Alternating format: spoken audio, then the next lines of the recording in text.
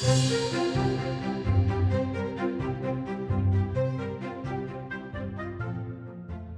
United States economy expanded mightily in the years after the Civil War. The greatest decades of economic growth in all of American history remain the 1870s and 1880s, an era known as the Gilded Age, term coined by Mark Twain, when the United States became the largest economy in the world. This is a premier position it has maintained to this day. Critics of the great businesses of this epic era contend that wealthy industrialists were greedy robber barons who manipulated markets, safeguarded monopolies, and mistreated their workers. This view, that the era of a century and a quarter ago was dominated by rich plutocrats, remains the dominant view among some historians, who believe in the importance of government heavily regulating businesses in order to discourage their bad behavior. However, there is also evidence that lends credence to a different view, that competition between businesses was intense in this period, and workers saw their standard of living rise substantially. Other historians have adopted this more positive view of the Gilded Age, arguing that the extraordinary economic growth lifted people out of poverty, and that heavy government regulation stifles such growth and worsens outcomes. Debates over business and regulation in the Gilded Age among historians mirror such debates in politics today. But all historians agree that the size and scope of businesses expanded dramatically in the second half of the 19th century. Railroads were the first capital-heavy business to spread out nationally, and this even before the Civil War, requiring the services of a new class of professional managers.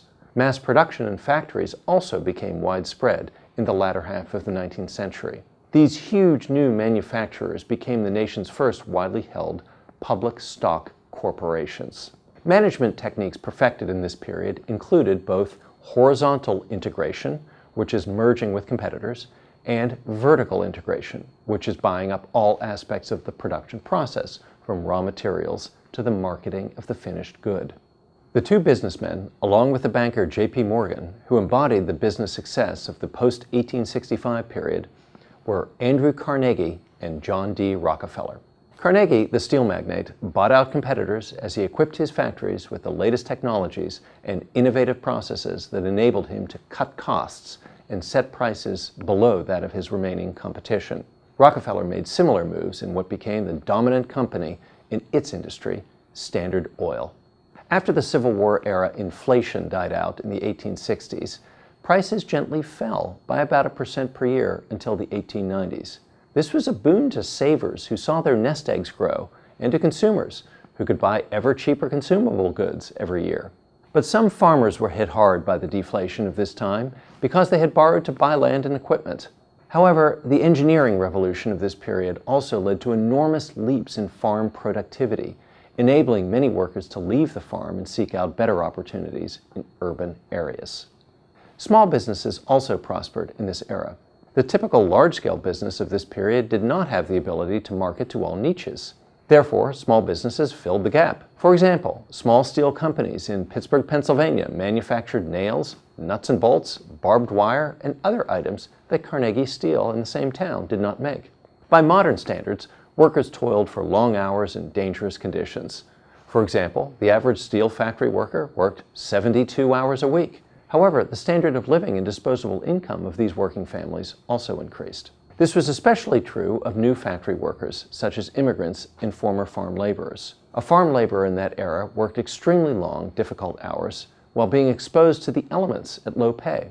So for many, factory work seemed like a great opportunity by comparison. Unskilled workers saw their wages increase 44% from the Civil War all the way until World War I, and skilled workers, those who knew a craft such as carpentry, plumbing, steel rolling, or even how to work with new electricity, did even better. This era is also remarkable for the millions of immigrants who came to the United States, particularly from Eastern and Southern Europe.